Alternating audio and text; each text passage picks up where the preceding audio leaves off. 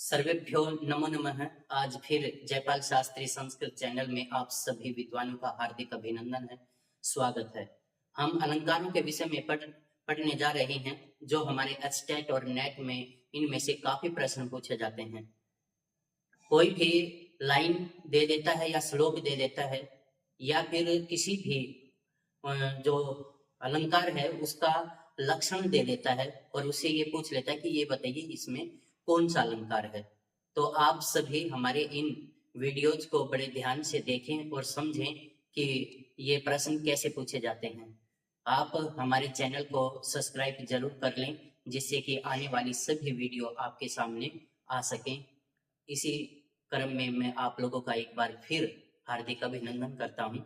आज हम वक्रोक्ति अलंकार के विषय में पढ़ रहे हैं। इसका लक्षण है यदुक्तमन्यथा वाक्य मन्यथान्येन योज्यते श्लेषेण काक्वा वा ज्ञेया सा वक्रोक्तिस्तथा द्विधा।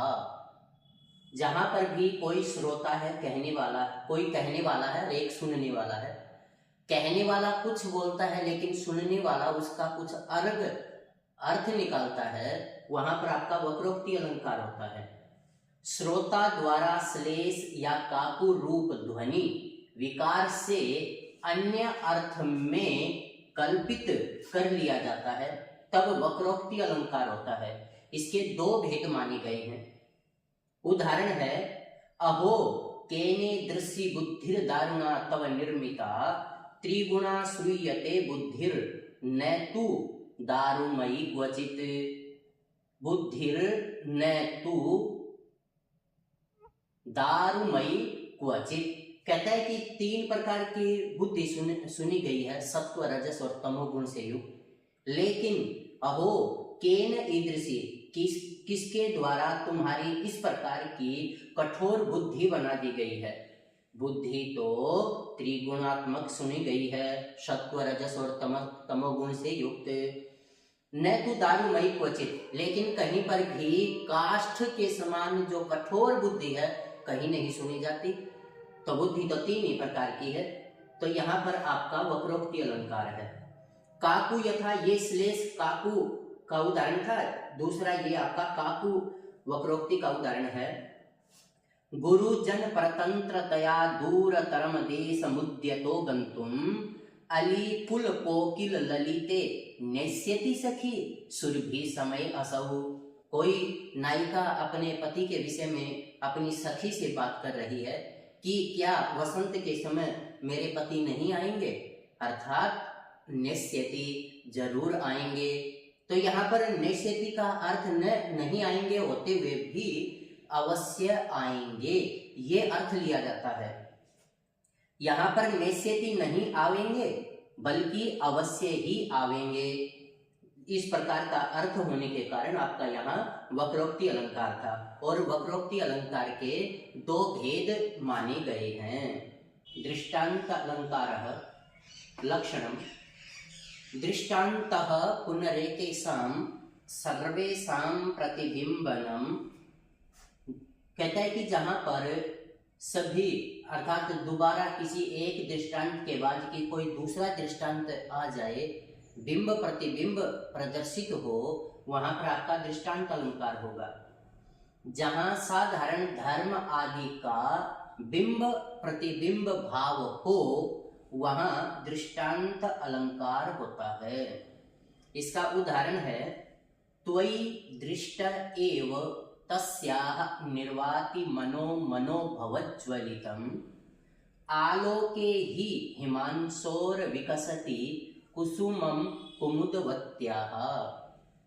कहता है कि त्वयि दृष्ट एव, तेरे देखने मात्र से ही, तस्याः उसका, निर्वाति समाप्त हो जाता है, मनो मनो भवज्ज्वलितम, अर्थात उसके मन में उत्पन्न होने वाला जो काम है वो वहीं पर निर्वापित हो जाता है।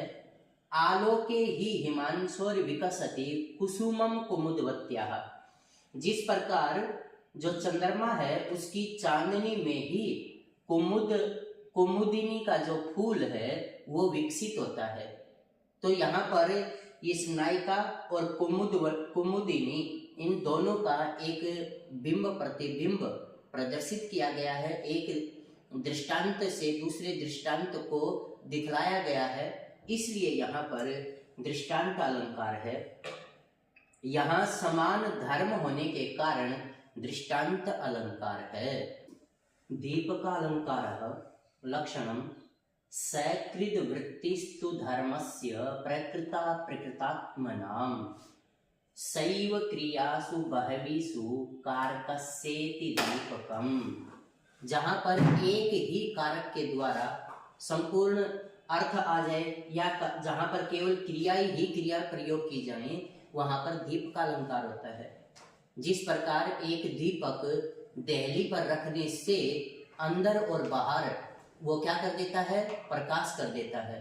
तो इसी तरह से या तो कोई एक सुबंत या फिर कोई एक क्रिया उसके माध्यम से जो संपूर्ण अर्थ को बतला दे, वो आपका दीप का अलंकार होगा। जहां पर उपमेय उपमान रूप वस्तुओं के धर्म का एक बार या अनेकों बार ग्रहण किया जाता है, वहां दीप का अलंकार होता है। जैसे कृपणानां धनम नागानां फणमणिः केसराः सिंहानां कुलबालिकानां स्तनाः कुतः स्पृश्यन्ते अमृतानाम। अब यहाँ पर क्या है कि केवल सुबंत ही सुबंत प्रयोग किए गए हैं और अंत में एक क्रिया का प्रयोग किया गया है, स्पृश्यन्ते। तो इस एक ही क्रिया के कारण सारे के सारे शब्दों के साथ जो संगति है वो बन जाती है, इसलिए यहाँ पर आपका दीप का अलंकार हो जाएगा।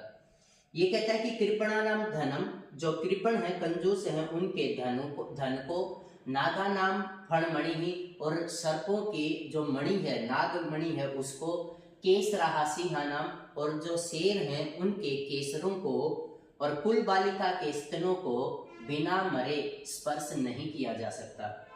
अब यहाँ पर तो केवल सुबंत ही सुबंत प्रयोग किए गए थे, अकेली एक क्रिया के द्वारा इन सब का अर्थ आ गया।